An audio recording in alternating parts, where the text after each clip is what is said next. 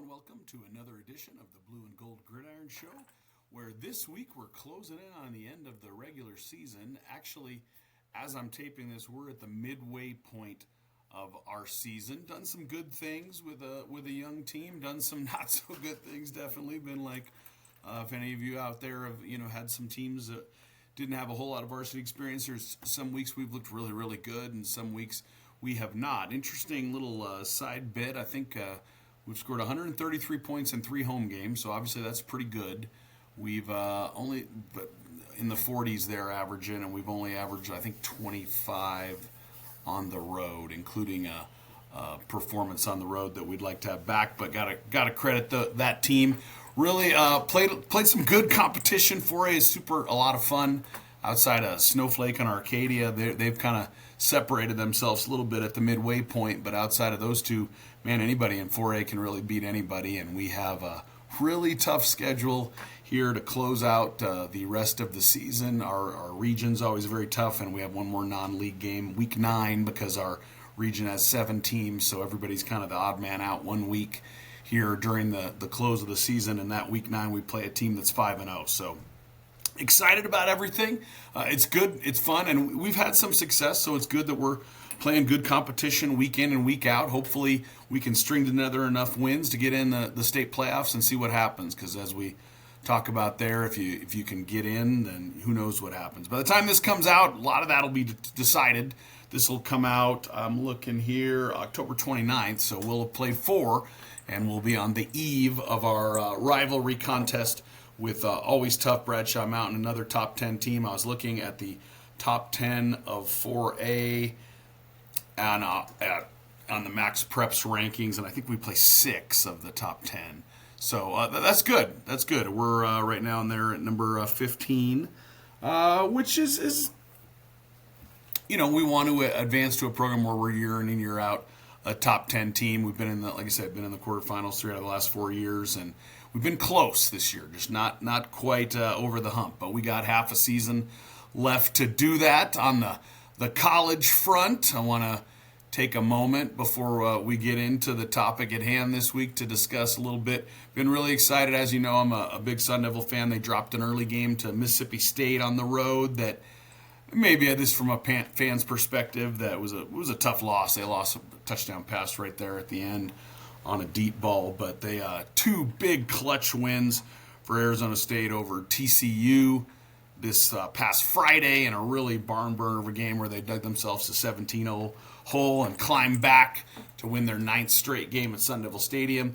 Week before that, a big win at Baylor. Baylor's a really tough team, so I thought that was a good win on the road as well. So they're 4-1 at the halfway point, or not the halfway point, but 4-1 after 5 games, and headed into their bye week.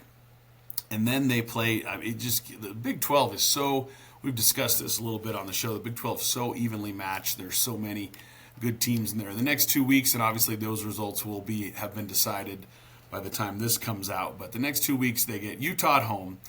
And Utah's always very tough at home, minus against the team they play the following week at home, Texas Tech. So Utah and Texas Tech in the next 2 weeks for the Sun Devils will probably tell a big tale whether they are up to the challenge of defending that Big 12 title, or the Big 12 so evenly matched anybody could win it. There's a lot of parity in that conference, which I think is super cool.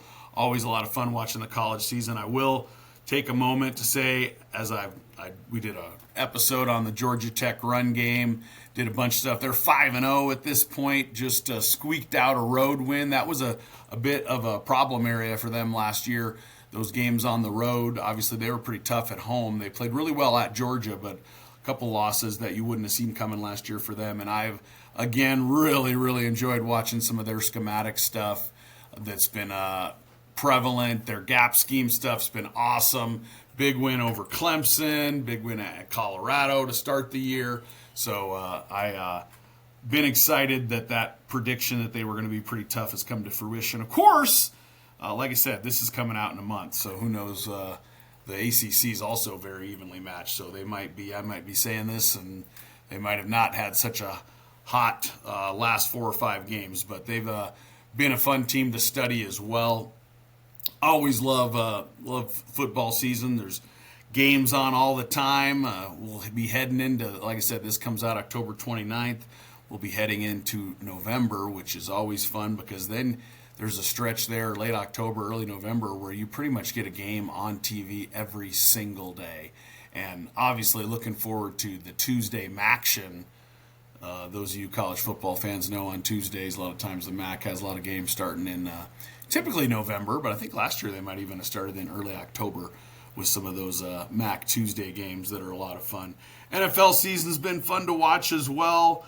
Obviously, everybody may have been a little presumptuous on the burial of the Chiefs because they looked pretty dang good against the Ravens yesterday. But like I said, when this comes out, a lot more of that will be determined.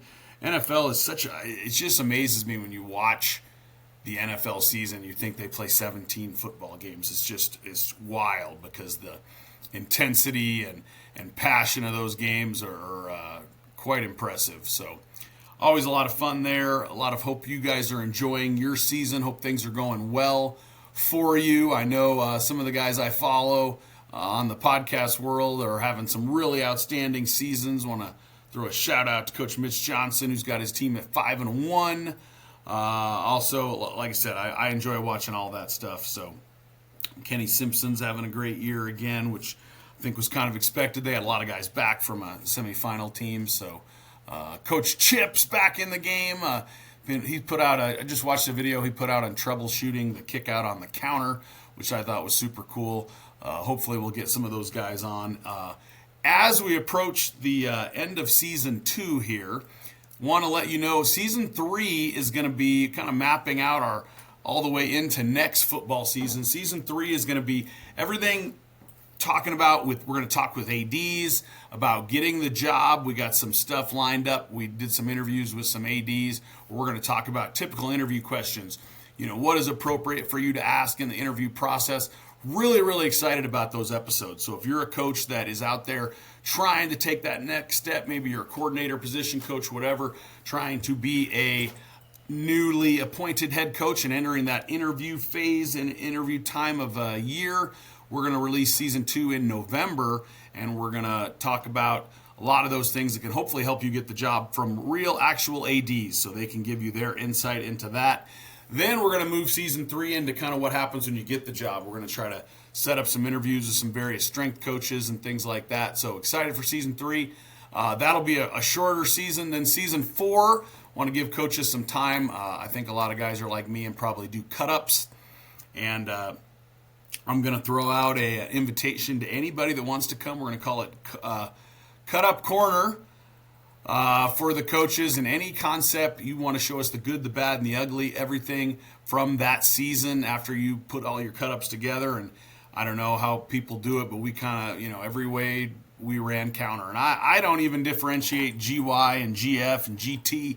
I put them all in one and kind of one scheme, what we get out of it, and really like to get a bang for your buck and get a whole lot out of one scheme. So if you do something like that, we would love to have you on and show us some of your cut-ups. Could be a run concept, could be a pass concept, could be a defensive blitz concept, defensive coverage concept, whatever, twist game, any of those things that you kind of put together from the season and then kind of rate its efficiency. I know a lot of people are smart and they do that at the halfway point of their season, but we will get into those episodes as well, and that'll kind of be season 4. So we'll try to get as much of that in there as possible. Probably have some other guests on too.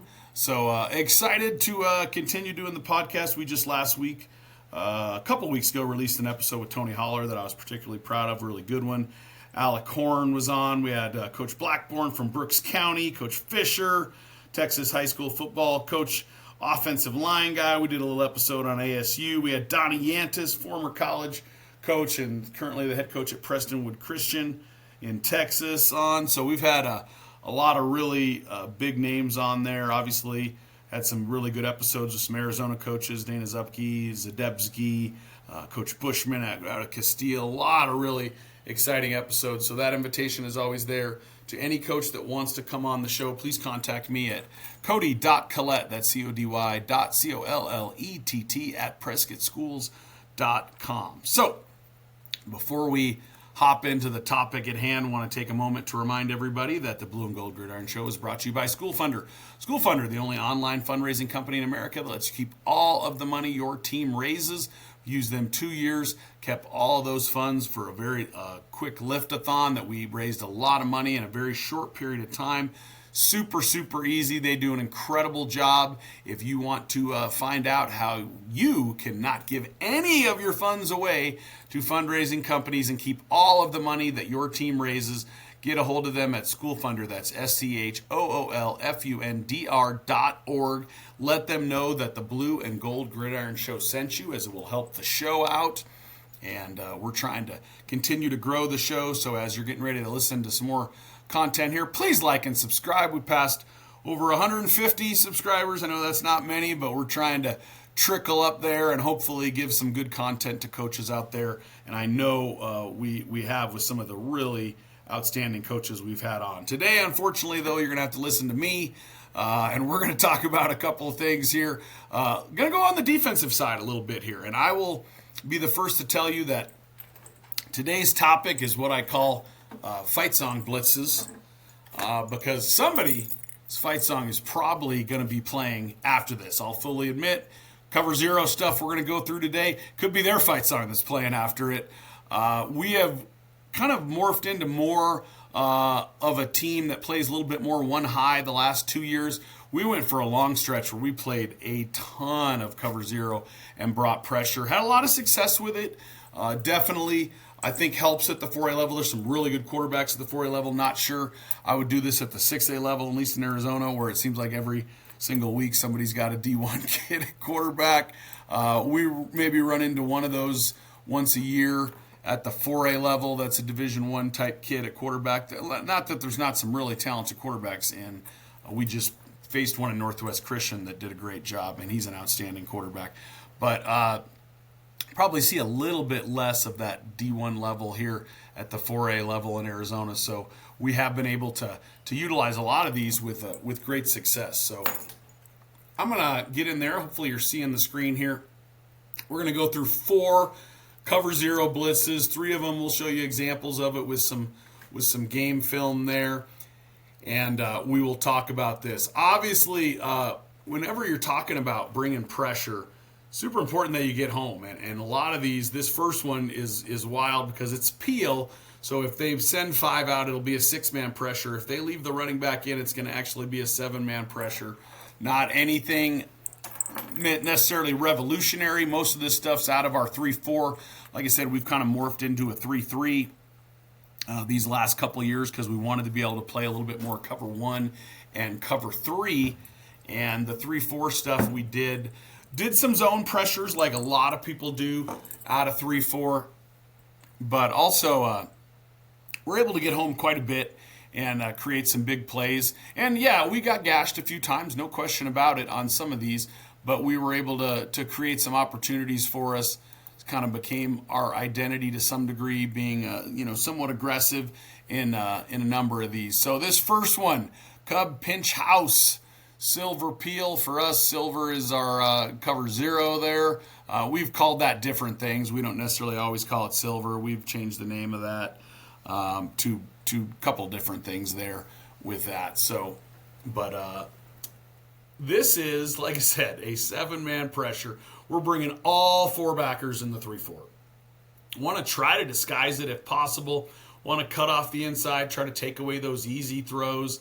All right, we're going to have the safeties play number 2. We're going to have the corners play up on number 1. Sometimes we'll get up in their face and try to press them. Sometimes we'll be off a little bit. Sometimes we'll do a couple little different things with that. But we're going to bring all 4 backers out of the 3-4 here. What we call this peel is because we're going to peel to the running back. So if the running back runs a swing, this guy should go out and cover him. If the running back inserts, we're going to send, they got 6, we got 7. So somebody's going to get home. We're probably going to get a hit on the quarterback. If they have some gap scheme stuff and we're coming too far up the field, we could get gashed on this. But really like a lot of these in those 3rd down kind of type of situations where we can really get in the quarterback's face early, force him to make a quick decision. That's something that we've liked to do. Don't necessarily, like I said, want to show it with our Sam and Cat, our outside backers. Want to try to disguise it somewhat. There were years where we just said screw it and we just lined up in it, and they kind of knew it was coming, and we said here we come. One of the keys to this, we're going to pinch here with our end and tackle. They're trying to get just inside the A gap. This is similar. I just saw something the other day when people were talking about this triple A gap blitz that people are running, where they walk two guys up in the A gap. They send both of those. Those guys get taken, and then a third, like safety in a lot of instances, comes late in the A gap there, and they end up getting home. That blitz has kind of been very, very popular this season in the college football world that I've seen it a little bit in the pro game, but that's been a big blitz that I've seen. This is similar to that somewhat, because we're telling the nose to not go to a gap either way. We're telling the nose that we're trying to force three guys into two gaps. All right, we're trying to force three guys into two gaps. We're telling our nose he's trying to blow up the center. He's trying to run through the breastplate of the center on this, and we're sending these guys at both the inside shoulders of the guard here. All right, like I said, I don't know much, but I know if we're bringing 7 and they block with 6, somebody is going to end up getting home. And yeah, no question about it. If we're off here, you could throw a hitch, break a tackle, who knows? If we're up here, you throw a fade, you catch a deep ball, you run a speed out, we miss a tackle, it could be bad news for us. I'm not in any way not realizing the downside of this and bringing all this pressure, but I can tell you that we did create a lot of big plays with this, and I think you don't see this a lot from people, so I think implementing this style helped us in a lot of instances. Like I said, we've morphed in. One of the reasons I'm sharing this is we don't do a lot of this anymore. We play a little bit more in the cover 1, cover 3 world. Still definitely bring some pressures and things. Don't run a lot of cover 0 anymore, so I figured okay to share some of this guy here on this. This is an example of our silver peel here, our house blitz. All right, both those guys come up, try to fit 3 guys in one gap, and they're actually running. All right, counter here. Okay, and if it wants to show it, we end up with a TFL here. You can see a lot of guys in here in the backfield, and we end up with a big play here.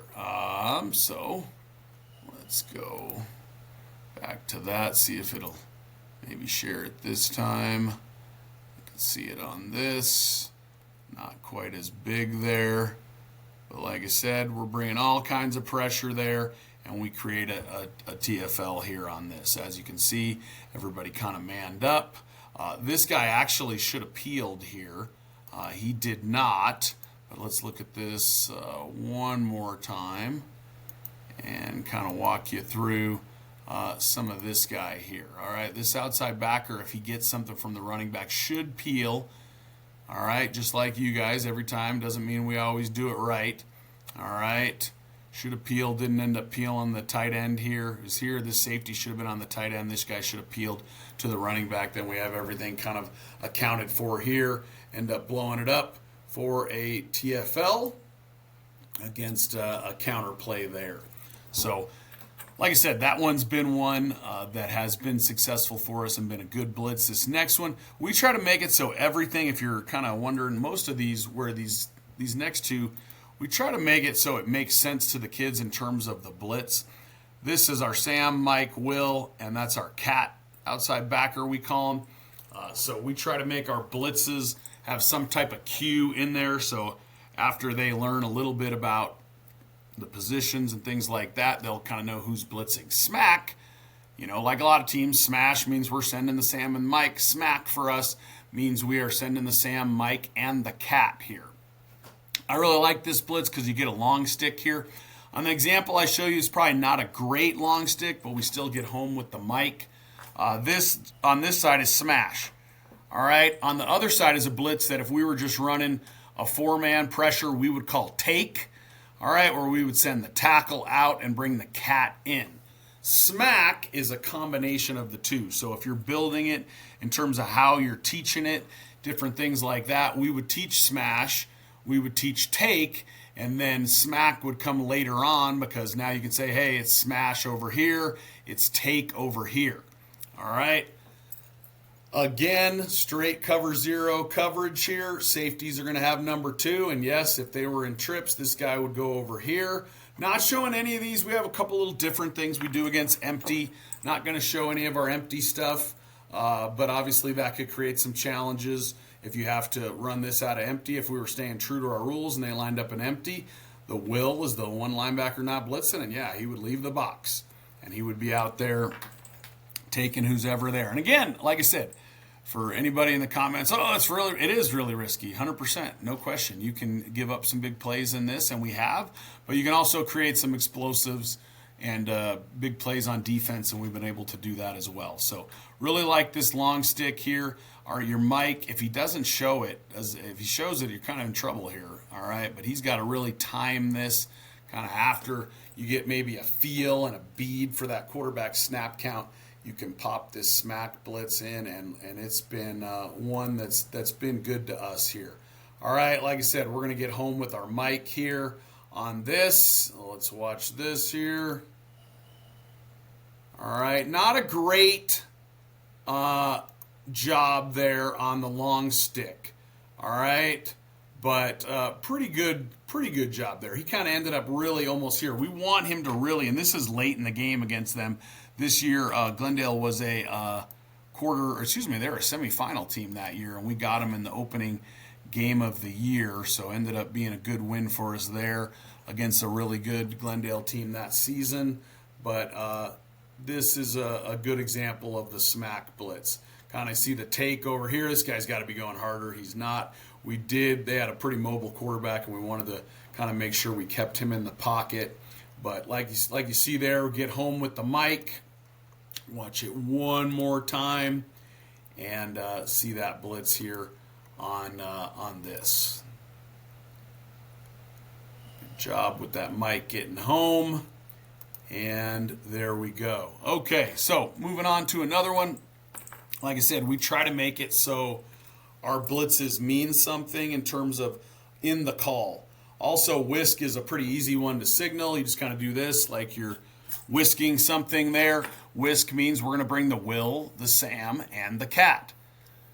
All right, we like to think they usually figure that stuff out, even as they're learning it, and they maybe don't necessarily know what gap they're attending to or doing that. They'll say whisk. Well, that probably means the Will, Sam, and Cat are going to blitz after they kind of learn the system here in our 3-4 stuff. So we're going to pinch. And again, we run a blitz we call pinch sack, where we're sending the Sam and the Cat, and we're pinching. This would be taught after that, but so you can say you got pinch sack and you got a win.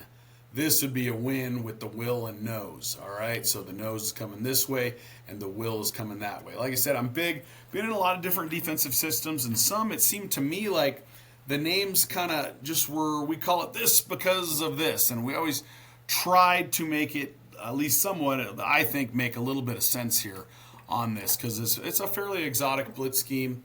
Again, Mike linebacker is going to be the one that has the tailback.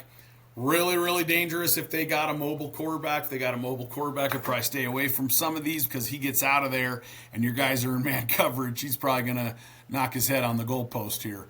But one that we've had some good success with here, sending the Sam and Cat. I think this one is a pretty decent run blitz too, especially for some of those teams that like to backside pull.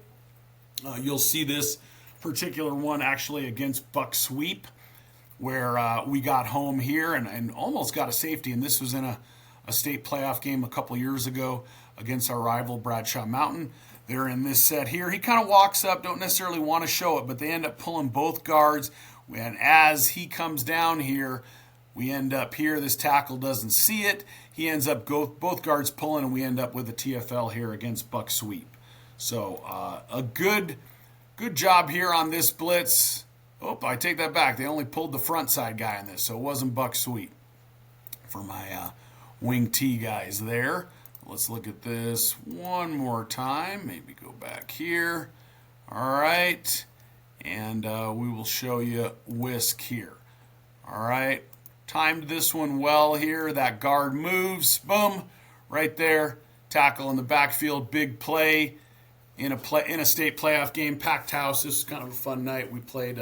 We had lost the region championship to Bradshaw a couple weeks earlier, 2 weeks earlier, and I know tough to beat a good team twice in the same year. So I'm sure they were not probably thrilled about drawing us again there in the state playoffs because it's tough to do that. And they won the region actually, but we got the home game in the playoffs because Arizona. If those of you Arizona coaches know this, the ratings are not determined by a championship in the region. They're determined by power points. And we played a pretty tough schedule that year. Ended up 7-3, got to the state quarterfinals, ended up 8-4 with a really, really good schedule because our region's always tough. And like I said, Glendale made the state semifinals that year. So we played some good football teams. So we actually got the home game, even though they won the region, which is a little bit different than I know some states do it. So anyhow, last one here is out of our 3-3. This is one we call games.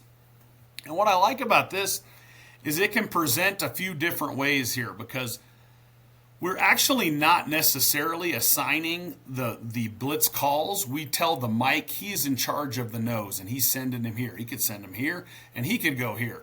The Sam is in charge at the end. He's telling him which way to go. The Will is in charge of the tackle, and we're going to play this out of cover one. This is a cover one blitz we've used, and we will a lot of times peel this. Sorry, putting this together, didn't get a chance to get a couple of the cut-ups. This is one that has been good to us, though, in games. We started doing this if we had a good reader at Mike where we didn't bring him. All right, we gave the Mike kind of the option. If we had a guy that we felt like could read and kind of flow, this gets all these gaps pretty much plugged up, and you can end up letting your Mike flow. So we've done it as a 5-man pressure. We've done it as a 6-man pressure. This here, if it's a 6-man, we really probably should peel here on the running back if he ended up running a route. Now, that becomes difficult if the end goes outside and the Sam comes inside here. All right, but something that we've done, had a little bit of success with, and has been good to us. And just real quick, wanted to hop on an episode here. Like I said, I know we're getting to the end of October. I think this one will come out October 29th. Only a little 30-minute episode here, but we're excited to dive into season 2. Excited to get some, this is season 2. Approaching the end of season 2, we're excited to dive into season 3, where we're going to talk to some ADs, talk about getting the job for those coaches that are approaching that interview period. Like I said, the number one goal of this show, as always, is to help out coaches. So please, please, please, you want to be on the show, you want to share some information, we would love to have you on the show. We've had so many generous coaches that have shared knowledge and time, and we're so grateful for that. And hopefully your season's going well, and if it's not, keep your head up because better times are around the corner, I am sure. And I hope everybody has a great day and is enjoying their season. Hopefully you're approaching those rivalry weeks, getting ready for state playoffs, and all those type of things. So we will see you next time for another edition of the Blue and Gold Gridiron Show.